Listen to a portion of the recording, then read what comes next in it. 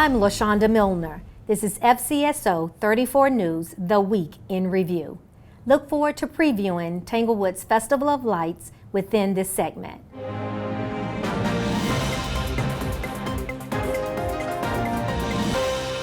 The holiday season is busy with shopping and celebration. However, 'tis the season for scams.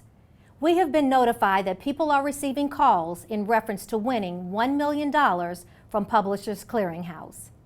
The scammers have instructed to send or wire money via prepaid gift card, Green Dot Money Pack card, cash or check in the amount of $350 in order to receive their sweepstake prize. This is a scam call. We want to remind you that Publishers Clearinghouse winners will always be notified in person by their prize patrol or via UPS, FedEx, or USPS Express Mail, and occasionally through email. They will not ask for bank account information, and there are no processing, tax, shipping, or special handling fees needed to receive your prize. Scams are forever evolving. Report these to the Federal Trade Commission in order to help eliminate these fraudulent activities. Our Sheriff's Office is dedicated to community outreach.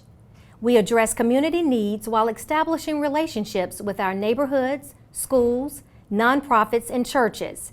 It's a small team doing big things to transform lives and bring smiles to faces. Sergeant Little and Corporal Moore were recognized by Crisis Control Ministries for filling up their pantry with $60,000 worth of food. And they were also recognized by Veterans Services of the Carolinas. Our Community Outreach Division promotes many other community programs and adopt various projects and services during the year in order to better impact the mission of helping our community. We encourage you to also support local charities, especially during these uncertain times. Our goal is to connect our community, build relationships, and safer communities.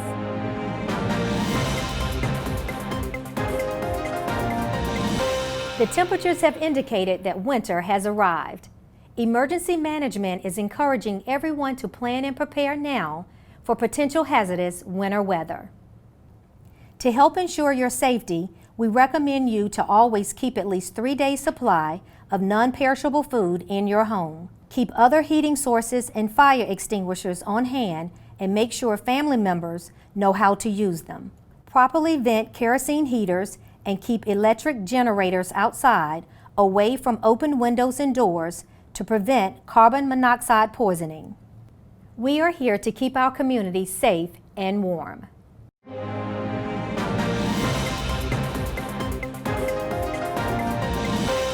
Chef Kimbrough believes that we all deserve to do better and be better.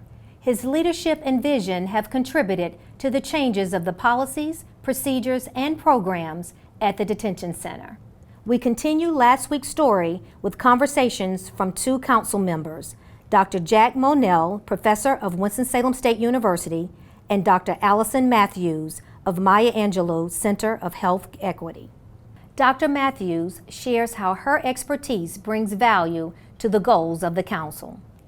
I would like to say that I am honored to be on this council. I think my background as a sociologist really can speak to the overall goal of the Resident Wellness Council. Our goal was to identify some of the gaps and potential challenges and opportunities around how we can improve the relationship between the detention center staff and the residents and the healthcare staff. And so my background as a sociologist, I think, really spoke to how we can understand, structural and historical context and how that feeds into the dynamics that come into play in the detention center. So I believe that our overall goal was to improve the communication and the interactions and the experiences, both of the staff, the healthcare facility, and the residents. Dr. Monell will explain how the data collected will help create solutions. In looking at the data these last several months, the council has seen various trends as it pertains to some of the concerns. First and foremost, we have to ensure that the detention officers are provided with the support and resources available for them to handle their day-to-day operations. That is incredibly vital. Secondly, we have to ensure that there are mechanisms in place to ensure that the persons detained here are receiving their adequate nutritional, healthcare requirements, emotional stability, things of that nature, because the reality of it is they will transition out of here, albeit to corrections, to an institution, or back into the community.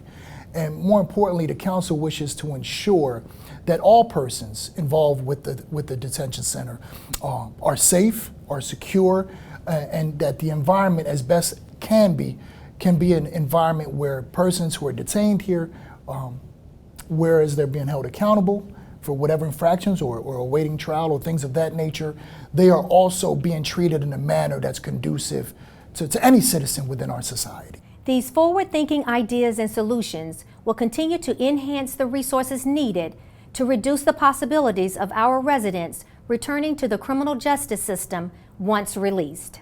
And now, a behind-the-scenes look at how we play a role at the Festival of Lights. For several years, the Forsyth County Sheriff's Office has been working the traffic security for the Festival of Lights here at Tanglewood Park. Busy nights, usually Friday and Saturday nights, and weeknights closer to Christmas, we have up to about 25 deputies working. On slower nights, there's usually about eight deputies working. That's to handle all the traffic posts and to get traffic into the park safely without causing a lot of issues and traffic congestion. The deputies working the Festival of Lights are working overtime here. It's not an assignment for them. They have volunteered to put themselves on the list to work overtime out here.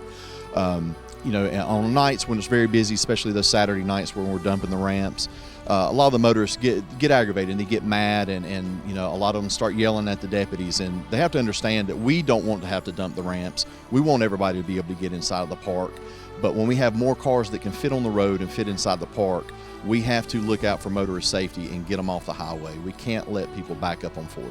We ask people as they're traveling through and they're in line just to be careful.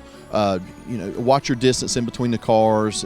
Try not to sit still for so long. I know, as you're sitting, you may start paying attention to something else and you start getting big gaps in front of you.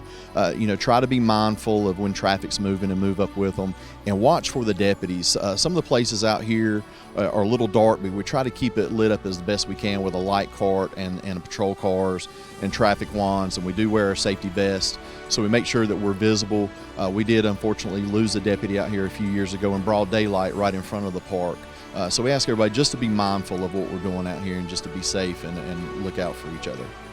This year, Tanglewood Park was able to work with a contractor to expand what we call the loop, or the steeplechase area, to make it longer and widen it into 2 lanes. So now we can put up to about 750 cars inside that loop area and line them up to get them off the highway to help with traffic congestion.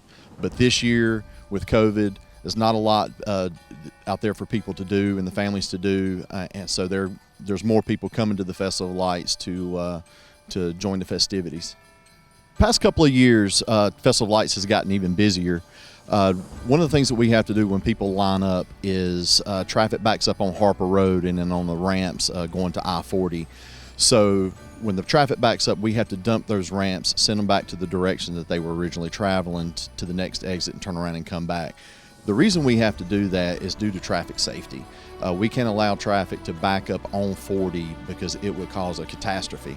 Just this past Saturday night, Tanglewood hit a record as far as the amount of cars that they brought in. We had over 2,500 cars coming to the park, and that is a record for the Festival of Lights. All right, Monday, Tuesdays, and Thursdays are ideal nights to come to the Festival of Lights. It's not as busy. Usually the wait time is maybe an hour on average, whereas on Friday, Saturday, and Sunday nights is a lot longer, especially Saturday nights. Saturday nights, you're looking at a minimum of about a 4.5 to 5 hour wait just to get inside the park.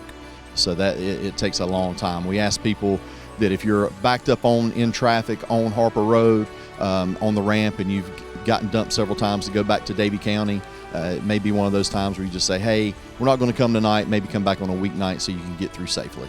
We do have porta-johns that are stationed through the loop and through the park for people if they need to stop and take a bathroom break. But be mindful, if you're coming in on a weeknight or a weekend night, Friday, Saturdays, Sundays. You may want to get a full tank of gas before you get here. We've had several people that have run out of gas inside the park, and maintenance has had to come out and get them gas to get them going through the park. So just be mindful of that. You may want to get some dinner before you come also, and bring some snacks. If you come on a Saturday night, you're going to have a long wait. Stay tuned for next week's show, our year-end review straight from the Office of the People. Thank you for joining us at FCSO 34 News, The Week in Review. Truth, transparency, and understanding.